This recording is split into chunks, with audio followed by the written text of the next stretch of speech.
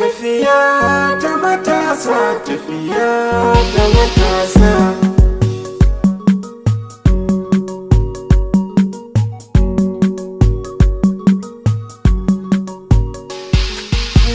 Bani bare ba ta haifa mana ɗa mai ido ba, mace ce har da goyo ba mu san da cikin ba.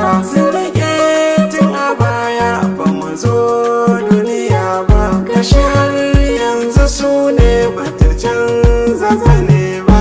Duba fannin ilimi ba sai na faɗi ba, yanzu gwamnan da ya obodin za ku yi duba. Teachers babu a aji, yara na gararan ba, malamai ba su rari ga iyalan su duba. Ana cin aure ba sai an tona ba, fannin lafiya ma dubiya ce ta gurba.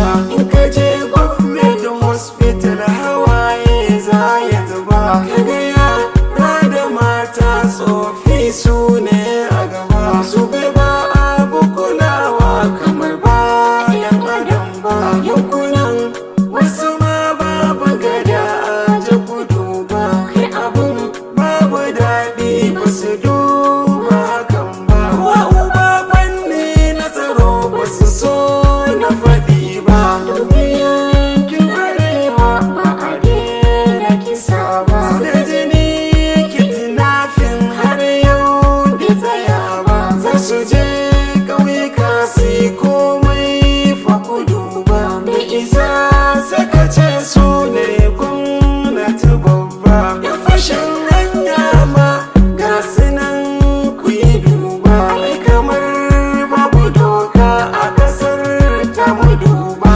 Fannin yunwa ma ba sai na faɗi ba, domin tana gidan kowa ko ba hakan ba. Babu so babu babba ba ta bar yaro ba, ga yawan mabarata tituna ku yi duba. Kaga yara da mata ba hayyacinsu suke ba, kuma duk tsofaffin nan ne suka samu uku ba. Ya kamata matasa mi nazar mu duba, mu kashe kwarkwata duk ta jikin mu matasa. Mu kifar masu rusa rayuwar mu matasa, mu kifar masu lalata kasar mu matasa, mu kifar masu lalata tsaro ya matasa. Mu farar masa tozar ta iyaye matasa, mu kifar masu gurgunta ƙasa